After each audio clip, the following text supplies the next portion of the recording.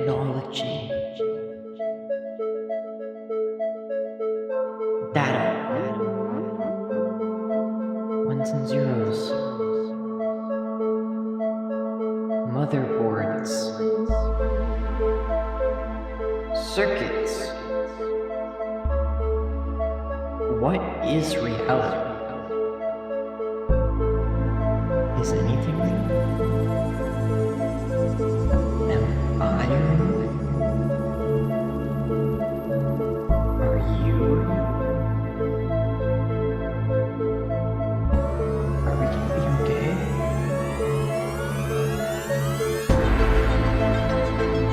Artificial intelligence. Mark Zuckerberg. Neuralink.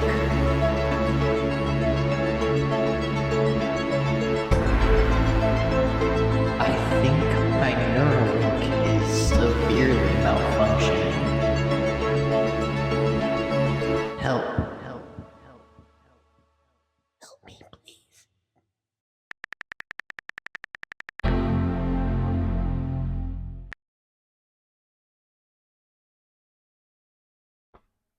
Greetings, fellow Earthlings.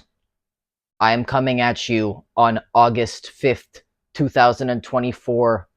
This is a broadcast coming from right on the edge of the Matrix. Nothing's real.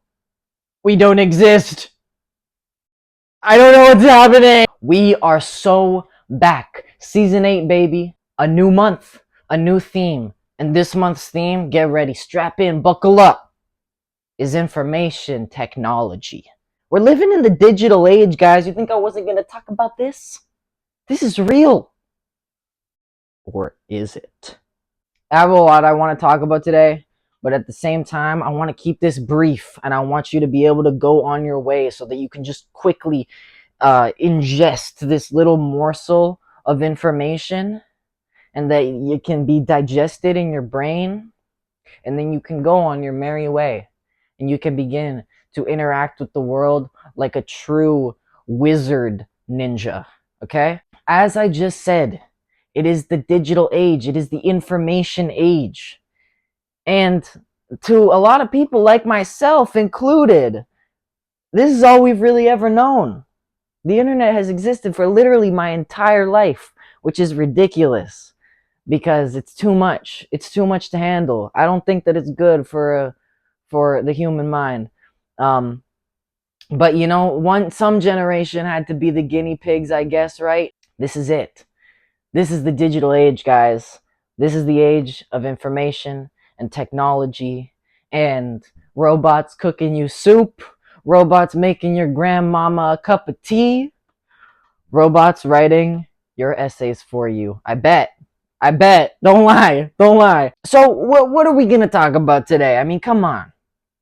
What does it mean to live in the digital age, guys? Does it mean that we're cyberpunk mercenaries on the run from the state programming little viruses into massive online banking systems? Is that what we're doing? I guarantee there are some people doing that. But what about the rest of us? What about the normal folk who are just trying to get by, you know? Live, survive in this crazy world. What about us? What do we do? Navigating the digital age with grace is akin to being a ballerina of sorts, or a virtuoso instrument player or something like that. This is a skill, guys. This is a skill that we must hone. And I know we didn't ask to be born and whatever. This is an opportunity. We have an opportunity here to let this age of chaos and information sculpt us into exactly what we need to be in order to overcome it. So what am I referring to more specifically? I think, like all things, technology is a double-edged sword, right? And like all things, it should be handled with caution. Any insanely powerful tool has the power to be misused.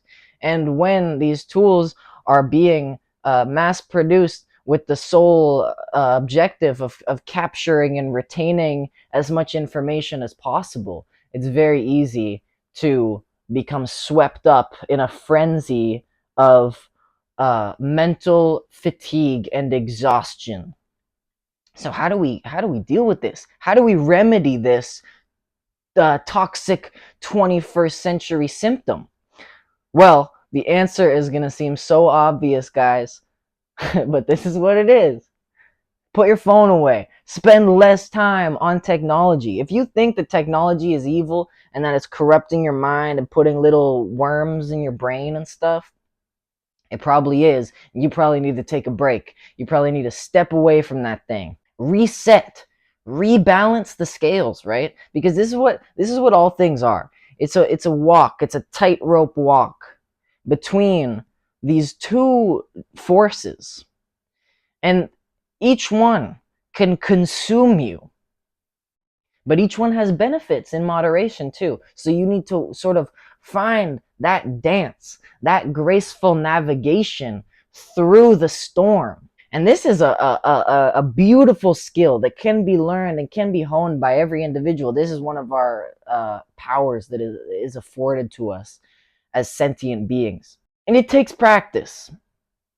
But really, I think the main thing that happens when you practice is that you develop your ability to perceive the subtleties of your own mental state.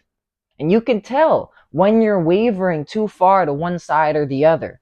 And when you notice that, take a moment, reset yourself, recalibrate, and upgrade that operating system, baby. Every step of the way, it is a constant journey of growth and improvement, self-development. So if you're experiencing information overload, if you are watching this video thinking, what am I doing with my life?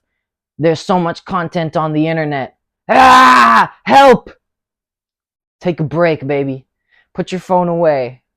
Go outside. Go for a walk in nature. And actually leave your phone at home. Don't even listen to music, man. I know. It's crazy. It's scandalous. What is this guy talking about? No music? What? Not even a podcast? No. Silence. Just listen to those birds. Like your forefathers. I know it's hard.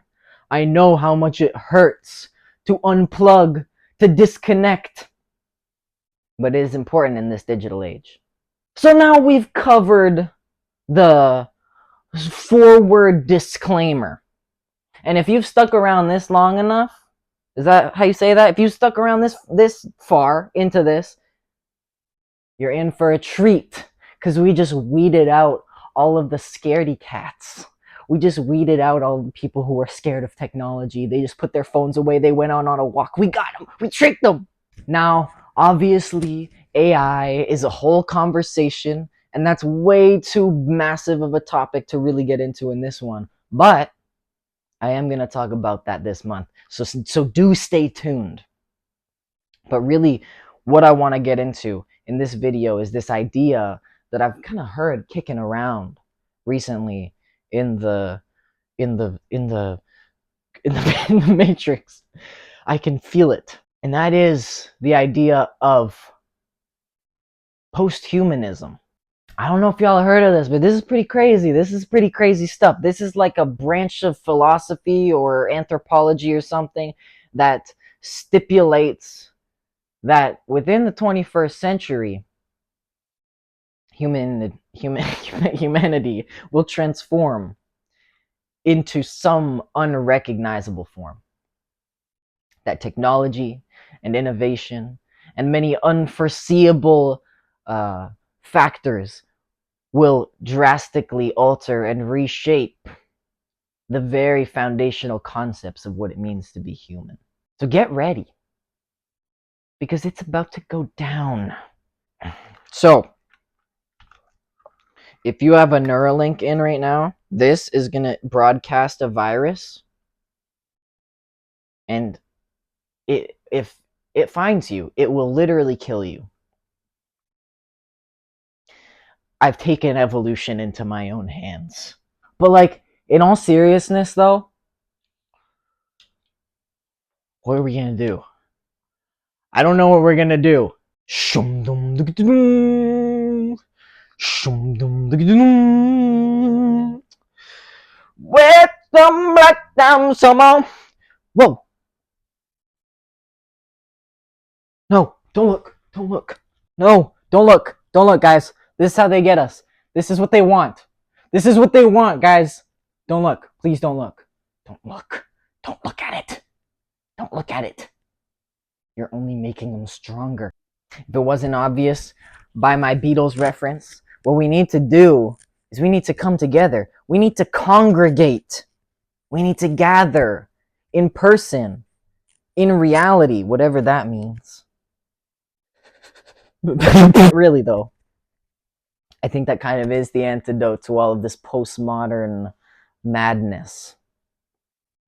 It's just basic human interaction, face to face, and where we talk about this, where we talk about the madness of it. Because I'm tired of pretending, or not even pretending, but I'm tired of people just going about their lives like we are on the precipice of some great cosmic tidal wave. I'm tired of navigating through life as if any of this is normal. Like, please, as if. You know what we gotta do?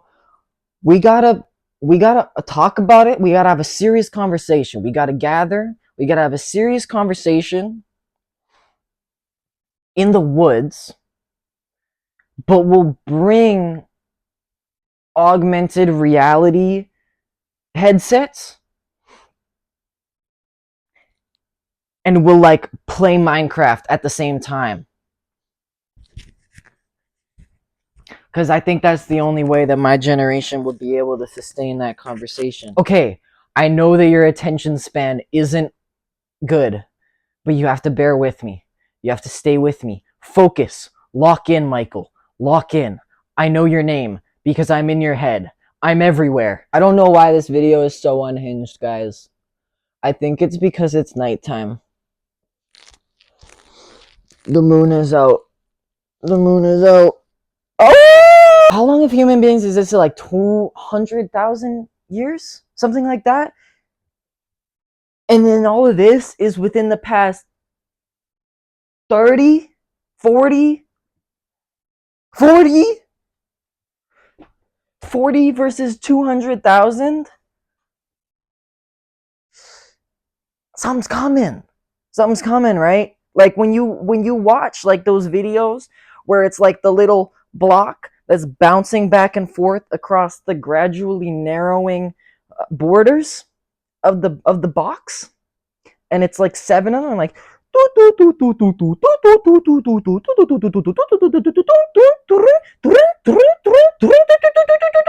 and then it just explodes. It literally breaks the sim. Is that not what's happening? Are we creating the needle that will pierce the veil of the Matrix? Yes, totally. It has to be. Like, I'm surrounded by technology right now. It's horrifying. But it's horrifying because it makes me feel like a insignificant little meatworm surrounded by all of these super beings. You know what it is? It's like when post-humanism. It's post-humanism, man. And this generation, this Gen Z generation, it changes with us. Is it not obvious? We're so whack. We're so whack, guys. And Gen Alpha is even more whack. We're not human anymore. How can we even consider ourselves human? How can something that literally had its brain chemistry and its cerebral development molded by cocoa melon be considered human? That's not human. That's a child of the great mother AI. Like in 3 generations, will children worship our AI? Is that what's going to happen? Because it's either going to be they worship it or they are literally birthed by it. It's going to be one or the other, man.